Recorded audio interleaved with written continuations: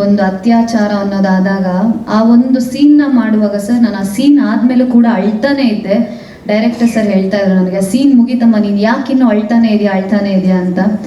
Sir, ಈಗ ನಾವೆಷ್ಟೋ rape ಕೇಸ್ಗಳನ್ನ ನೋಡ್ತಾ ಇದೀವಿ ಸರ್, ಎಷ್ಟೋ ಅತ್ಯಾಚಾರಗಳು ಹೆಣ್ಮಕ್ಳ ಮೇಲೆ, ಚಿಕ್ಕ ಮಕ್ಕಳ ಮೇಲೆಲ್ಲ ನೋಡ್ತಾ ಇದೀವಿ ಸರ್.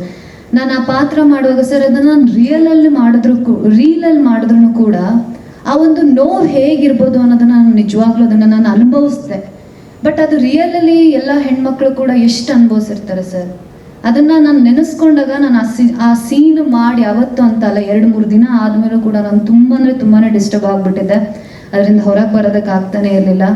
ಸೊ ಆದಷ್ಟು ಈ ಅತ್ಯಾಚಾರದ ವಿಚಾರವಾಗಿ ಕ್ರಮನ ತಗೊಳ್ಳೇಬೇಕು ಅನ್ನೋದ್ರ ಬಗ್ಗೆ ನಾನು ನಿಮ್ಮೆಲ್ಲರ ಹತ್ರನೂ ಕೈ ಮುಗಿದು ಕೇಳ್ಕೊಳ್ತಾ ಇದ್ದೀನಿ ಸರ್. ದಯವಿಟ್ಟು ಈ ಅತ್ಯಾಚಾರದ ಬಗ್ಗೆ ದಯವಿಟ್ಟು ಗಮನ ಕೊಡಿ. ಆದಷ್ಟು ಇದನ್ನ ಆದಷ್ಟು ಕಮ್ಮಿ ಆಗೋದಕ್ಕೆ ನಡಿಲೇಬಾರ್ದು. ನಮ್ಮ ಹೆಣ್ಮಕ್ಳು ಪ್ರತಿಯೊಬ್ಬರಿಗೂ ಕೂಡ ನಾವು ರಕ್ಷಣೆಯಿಂದ ನೋಡ್ಕೋಬೇಕು. ಕೆಲವು ಆಸಿಡ್ ಅಟ್ಯಾಕ್ ಆದಂಥ ಕೆಲವು ಹೆಣ್ಮಕ್ಳು ಬಂದು ಮಾತಾಡಿದಾಗ, ಸರ್ ನಿಮಗೆ ಕಾಪಾಡೋದಕ್ಕೆ ಕೈವಾದ, ಬಟ್ ನಮ್ಮನ್ನ ಕಾಪಾಡೋದಕ್ಕೆ ಯಾರೂ ಇಲ್ಲ ಅಂತ ನಮ್ಮ ಹತ್ರ ಹೇಳಿದಾಗ ಹೊಟ್ಟೆ ಉರಿಯುತ್ತೆ ಸರ್. ನಿಜವಾಗ್ಲೂ ಹೆಣ್ಮಕ್ಳು ಹೊರಗಡೆ ರಾತ್ರಿ ಹೊತ್ತು ಓಡಾಡೋದಕ್ಕೆ ಭಯ ಪಡ್ತಾರೆ. ಆ ಥರದ್ದು ಒಂದು ಇದರಲ್ಲಿ ನಾವು ಇದ್ದೀವಿ ಸರ್. ಸೊ ಇದ್ರ ಬಗ್ಗೆ ನಾವು ಕ್ರಮ ತೆಗೆದುಕೊಳ್ಳೇಬೇಕು ಸರ್, ದಯವಿಟ್ಟು. Thank you sir. Thank you Megha ಅವರೇ. ಸೊ ಮೇಘಾ ಅವ್ರು ಹೇಳ್ತಿದ್ದಾಗೆ ನಮ್ಮ ಜೀವನ ಸೋ ಮಚ್ ಎಲ್ಲರೂ ಇಲ್ಲಿಗೆ ಬಂದಿದ್ದಕ್ಕೆ. ನನ್ನ ಮೊದಲನೇ ಥ್ಯಾಂಕ್ಸ್ ಬಂದು ನಮ್ಮ ವೀಕ್ಷಕರಿಗೆ ಹಾಗೂ ನಮ್ಮ ಅಭಿಮಾನಿಗಳಿಗೆ, ನಮ್ಮ ಸೆಲೆಬ್ರಿಟೀಸ್ಗೆ ನಾನು ಥ್ಯಾಂಕ್ಸ್ ಹೇಳೋದಕ್ಕೆ ಇಷ್ಟಪಡ್ತೀನಿ. ಯಾಕೆ ಅಂತಂದರೆ, ಇವತ್ತು ನಾವು ಸಕ್ಸಸ್ ಮೀಟ್ ಮಾಡ್ತಿದ್ದೀವಿ ಅಂದರೆ ಅದಕ್ಕೆ ಮುಖ್ಯ ಕಾರಣನೇ ನೀವೆಲ್ಲರೂ ಕೂಡ. ನೀವು ಥಿಯೇಟರ್ಗೆ ಬಂದು ಸಿನಿಮಾ ನೋಡಿರಲಿಲ್ಲ ಅಂದಿದ್ರೆ ಖಂಡಿತವಾಗ್ಲೂ ನಾವು ಈ ಒಂದು ಸಕ್ಸಸ್ ಮೀಟ್ನ ಮಾಡೋದಕ್ಕಾಗ್ತಿರ್ಲಿಲ್ಲ. ಸಿನಿಮಾನ ಎಲ್ಲರೂ ಒಪ್ಕೊಂಡಿದ್ದೀರಾ, ತುಂಬ ಚೆನ್ನಾಗಿ ಬೆಳೆಸ್ತಾ ಇದ್ದೀರಾ. Thank you so much. ನಾವು ಆಡಿಯನ್ಸ್ ಜೊತೆಗೆ ಕೂತ್ಕೊಂಡು ಸಿನಿಮಾನ ನೋಡುವಾಗ ಅವರ ರಿಯಾಕ್ಷನ್ಸ್ಗಳು, ಅವ್ರು ಎಂಜಾಯ್ ಮಾಡ್ತಿದ್ದನ್ನ ನೋಡಿ ನಾವು ಸಿನಿಮಾ ಮಾಡಿದ್ದಕ್ಕೆ ನಮಗೆ ತುಂಬ ತೃಪ್ತಿ ಆಗ್ತಾ ಇತ್ತು.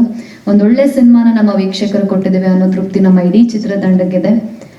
ಹಾಗೆ ನಮ್ಮ ಎಲ್ಲ ಮಾಧ್ಯಮ ಮಿತ್ರರಿಗೂ ಥ್ಯಾಂಕ್ ಯು ಸೋ ಮಚ್. ನಮಗೆ ಡೇ 1 ಇಂದ ಹಿಡಿದು ಇವತ್ತಿನವರೆಗೂ ಕೂಡ ತುಂಬ ಕೋಆಪರೇಟಿವ್ ಮಾಡ್ಕೊಂಡು ಬಂದಿದ್ದೀರಾ.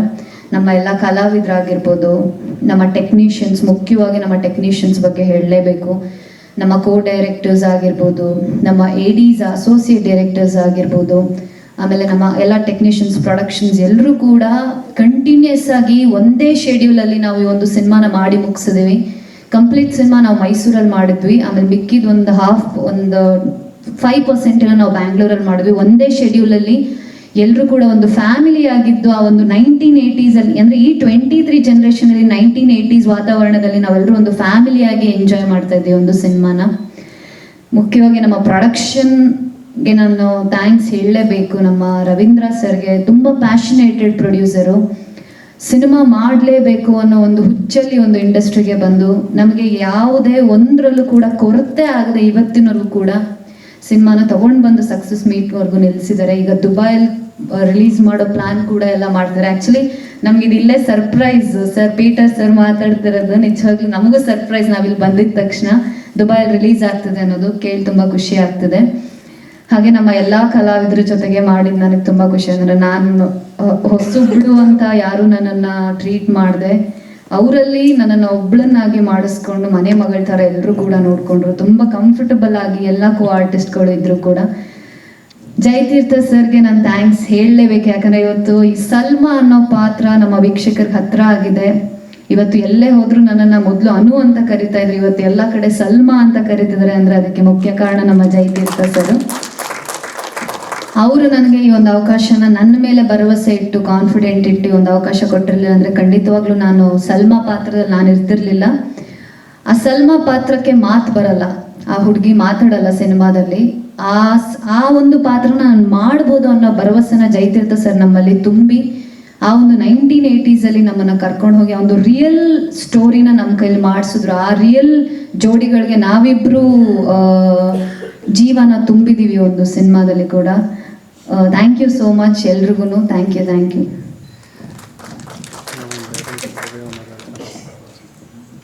ಸರ್.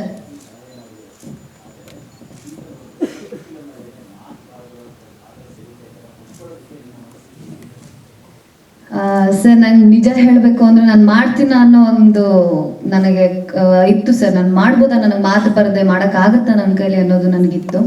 ಬಟ್ ನಮ್ಮ ಜೈತೀರ್ಥ ಸರ್ ಅದು ಎಲ್ಲಾನು ಈಸಿ ಮಾಡ್ಬಿಟ್ರು. ಅವ್ರು ಹೆಂಗೆ ಅಂದ್ರೆ ನಮ್ಮ ಕೈಲಿ ನಮಗೆ ಗೊತ್ತಿಲ್ದಂಗೆ ಆ ಒಂದು ಕೆಲಸನ ತೆಗೆಸ್ಕೊಂಡ್ಬಿಡ್ತಾ ಇದ್ರು ಸರ್.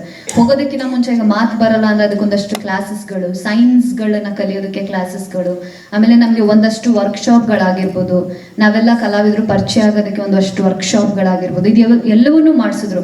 ಸೊ ಅವ್ರು ಮಾಡಿಸ್ತಾ ಕತೆ ಜೊತೆ ಟ್ರಾವೆಲ್ ಆಗ್ತಾ ನನ್ನಲ್ಲಿ ಅದಾಗದೆ ಕಾನ್ಫಿಡೆಂಟ್ ಬರ್ತಾ ಹೋಗ್ತು. ಮೇಘ ಹೋಗಿ ಸಲ್ಮಾ ಆದ್ಲು, ಆ ಪಾತ್ರನೇ ನಾನಾಗಿ ಅದಕ್ಕೆ ಪರಕಾಯ ಪ್ರವೇಶ ಆದಾಗ ನನ್ನಲ್ಲಿ ಅದೊಂದು ಕಾನ್ಫಿಡೆನ್ಸ್ ಬಂತು ಸರ್. ಆಮೇಲೆ ಪ್ರತಿನಿತ್ಯ ಸರ್ ಮೋಟಿವೇಟ್ ಮಾಡ್ತಾನೆ ಇದ್ರು, ಹೀಗೆ ಮಾಡ್ಬೇಕು, ನಂಗೆ ಇಷ್ಟೇ ಬೇಕಮ್ಮ, ಇಷ್ಟು ಸಾಕು, ಇಷ್ಟು ಮಾಡಿದ್ರೆ ಸಾಕು ಅಂತ. ಸೊ ಅಲ್ಲಿ ನನಗೆ ಒಂದು ಕಾನ್ಫಿಡೆನ್ಸ್ ಸಿಕ್ತು ಸರ್. ಒಂದು ಬಹಳ ಸಂತೋಷದ ವಿಷಯ ಇನ್ನೊಂದು ನನಗೆ ಬಹಳ. ಹೆಚ್ಚಿನ ವಿಡಿಯೋಗಳಿಗೆ ಪ್ರತಿಧ್ವನಿ ಯೂಟ್ಯೂಬ್ ಚಾನೆಲ್ ಸಬ್ಸ್ಕ್ರೈಬ್ ಮಾಡಿ, ಬೆಲ್ ಐಕಾನ್ ಕ್ಲಿಕ್ ಮಾಡಿ.